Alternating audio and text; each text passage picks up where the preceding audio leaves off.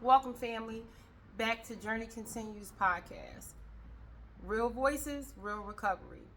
During our first episode, I was able to share with you why I began this process and being an advocate for people in recovery. I also jumped into how it affected my life. And now, this is our second episode. So, my second episode, I would like to introduce to you Miss LaShayla, and she's going to share with us her strengths, her hopes, and how this all began for her. So, LaShayla, how you doing today? I'm doing good. Good. So, our first question: can you take us back to the beginning? When did you first start using substances, and what do you think contributed to that moment in your life? Yes. I would say a while back, um, I was with my friends. I was never on drugs, and I got around the wrong people and decided to wanted to try new things. Um, I was working and everything, doing good for myself, and I was kind of, going through something and stressed out. So I decided to, start taking pills and everything, and just getting high every day, spending my hard-earned money, just getting high. Um, what else? If you don't mind me to ask, what type of pills were you taking? I was taking perks. And perks mean what? For the people who Percocets. don't know. Okay, Percocets. Percocets. Okay. Yes. I basically was taking about like 10 a day, I would say, just to get high because I was so stressed out. Um, and it really led me to nowhere. To be honest. Besides, just getting high. I love the feeling. I love what it was doing to me. And that's all I really could say about on that question. Okay. So just to elaborate just a little bit more, what make you what contribute you to doing it? Like, was it something that happened Yeah. or so Like personal happened? things that like happen in my life. I get stressed out. I get depressed. I'm an overthinker. I'm always thinking about a lot of stuff that happened in the past, and I also stress about what happened in my present as well. So Okay. it was like I'm tired of this. I just want to get high at this point. I want to try, to do what everybody else doing because I feel like it was getting them there, So I just wanted to try it out, and I liked it. I did. It was a great feeling. Okay. Well, thank you for that answer. Um, at what point did you realize that your drug use had became a serious problem? And how did that awareness affect you emotionally and mentally? It was the begging for the money. Gotta go around asking. Well, I was working. I would spend my whole check, and after I spend my whole check, now I gotta wait another 2 weeks. Now I gotta go around begging everybody else for $20, and it just kind of was like, what am I working for? Like, I'm wasting my money, not doing nothing, and that's how I felt on about that right there. It was very stressful and it was irritating. Then when I couldn't get it, it would be driving me crazy or whatever. Mhm. That's how I felt about that. Okay. What role, if any, did your environment, friends, family, community, play either in your addiction or your recovery? You could start with your addiction, or you can begin with your recovery. You just let us know what you're going to start with.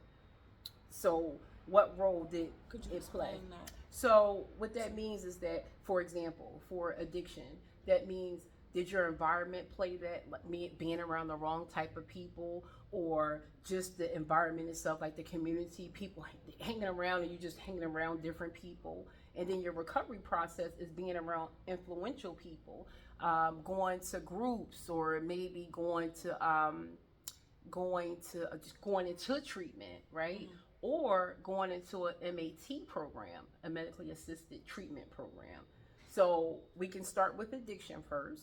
What factors did the environment or your families and friends Like tried play? to help me or was So you discussed what you want either help you or hinder you. so what was hindering me? I'll start with that one first. Mm-hmm. I kept being around the wrong girls, as I could say, but I did, let them know like I'm gonna go get help because this is, getting out of control.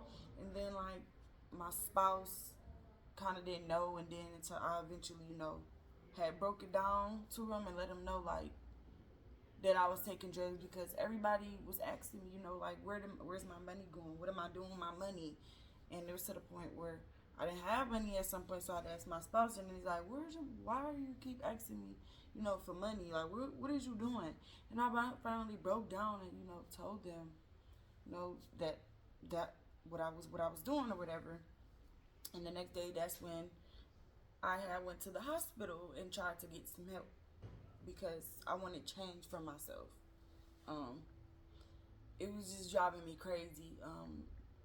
The whole night, me having to suffer because I couldn't get what I wanted. It kind of just, I was sick. Can I chime in? Mm-hmm. When you say suffer, what do you mean by suffering? What type of suffering does I was that going look through like? withdrawals, throwing up, agitated, using the bathroom a lot, kind of voices talking to me. Was this when you sweating. Didn't have it? Yes. Okay. I was getting very agitated. I couldn't even go to sleep. I just tossed and turned all night until I couldn't no more.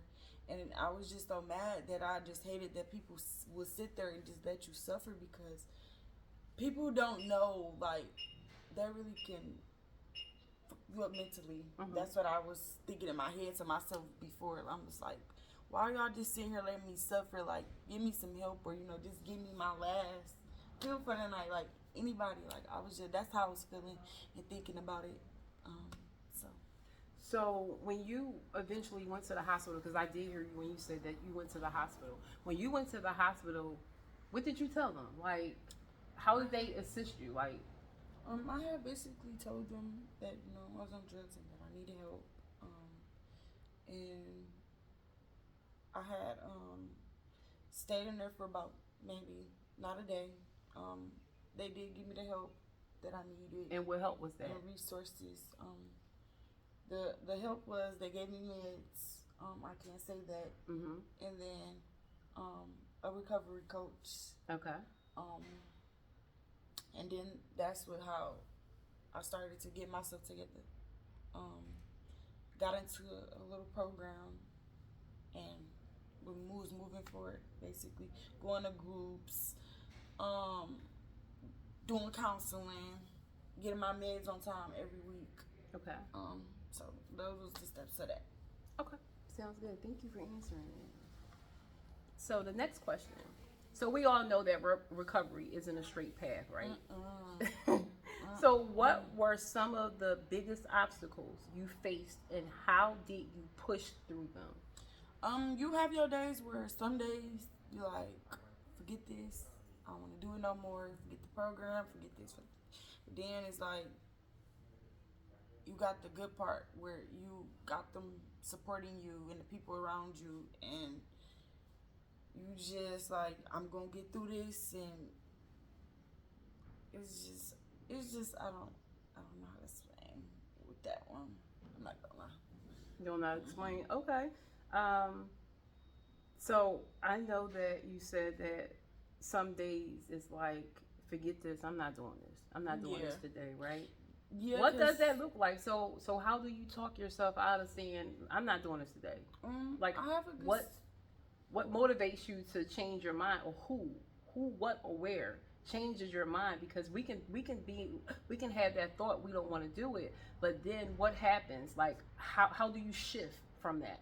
I have a few supportive people in my life. Okay. That's gonna push me. That's not gonna let me fall to that anymore. Okay. So that's what makes me go harder and keep going and doing what I gotta do every day. So I'm not gonna stop. Okay. Sounds good. Thank you.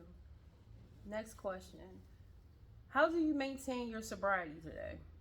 Are there daily practices, support systems, or resources that help you stay grounded? Resources, support, and God. I Okay. can say that. Because I'm just going to say, my journey through this whole process, it been great. I also completed a couple stepping stones during the process. Would you like to elaborate on that? Yes. I had got into a program. I had got me a job and started working. I also had got my CNA license, and I'm also trying to move on to nursing school, which is either surgical tech or LPN. So life's been good. I'm still currently working now. Um, I have done a lot, accomplished a lot by going through the days and the months of the recovery thing. Okay. Thank you. So, what message do you have for other young women who may be in the same place you once were, feeling stuck or ashamed? I'm gonna just tell y'all this: please don't do drugs. Try to get help. Try to get out of it. Try to get out of that. Um, I'm rooting for y'all always. I'll never judge any of y'all because I once been there before. You could do better. It's always another chance in life, and um, just keep going. That's all I can really say. And try to get some help. Seriously. So, I just want to elaborate on this question a little more. So, what would you say to them? Um, what would you say? I know we said women, but let's just say any individual. Um, what would you say to them if they are in addiction, right? Like they're in addiction, they don't think they can get out. What can you tell them from your experience because you've been there? Yeah, it's not good to do. I don't mind giving people help, support. Um, I just really think that it's like I tell people, it's not a good idea. It's a lot. So, like I said, once again, I just feel like I don't mind supporting younger people or giving them, you know, help or whatever the case may be that it is. That's yeah. I have Okay. to think more on that. No, you're fine. No, we can move forward. Yes, Thank you. I appreciate it. Our next question: how has your identity or sense of purpose changed now that you're in recovery? Mm. So, how do you feel about yourself today? Oh, I feel good, y'all. I feel good. I've been doing really good. I've been taking my medicine. Now, I have a question because you keep saying medicine. If you don't mind sharing, if you don't, it's okay. What medicine are you speaking of? I'm taking Suboxone. Okay. And what is The that? 8 milligram. It's meant to basically help with the opiates. Okay. Okay. Not crave it, not want it. It makes you feel good. About not doing nothing. Like your body is clean. Like you don't feel nothing. Like you ain't craving for no pills. You ain't trying to really do none of that. So that's what that is. Okay. Thank you. Thank you for sharing that. And I'm sorry to cut you off because when you said meds, I don't like what she mean meds. What type of meds is she talking about? So we just want to we want to let the audience know the type of medication that you are taking. It's the medication to get on. It helps you, and it helps you get where you need to be. Just not drugs. I can't say that.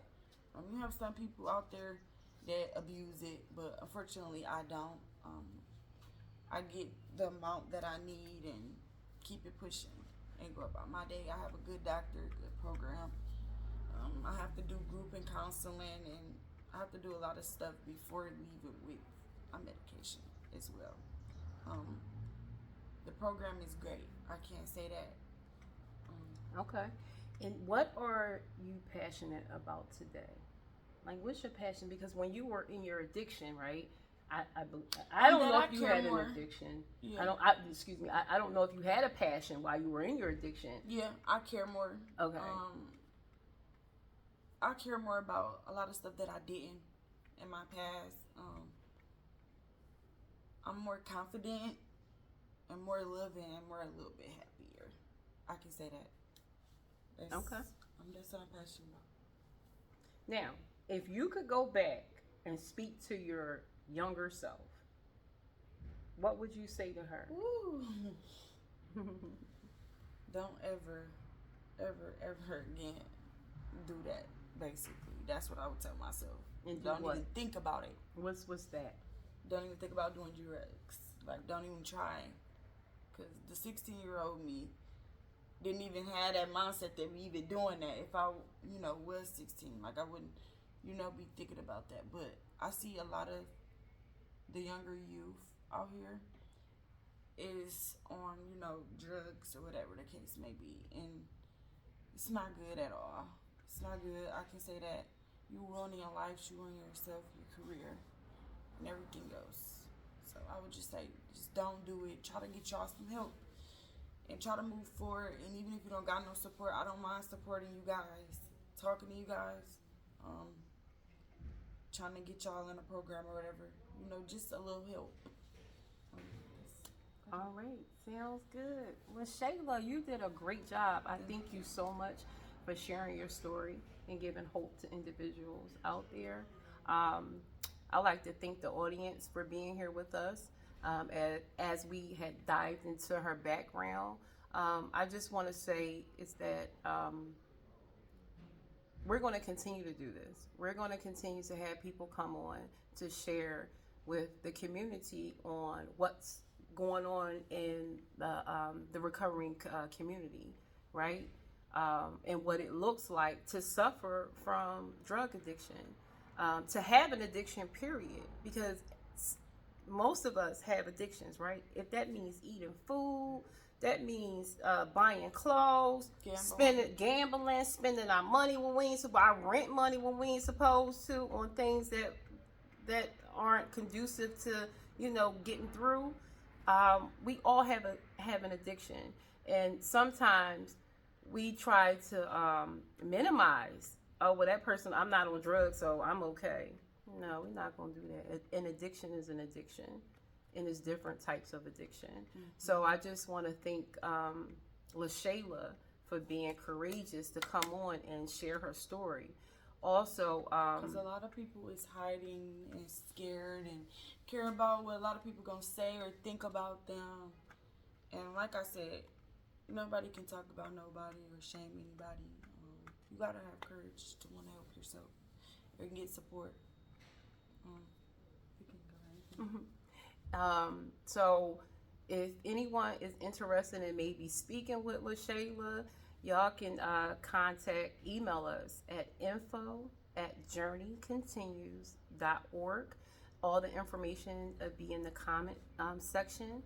And I believe that is about it. Until next time, family, we'll see you soon. Thank you for joining. Bye.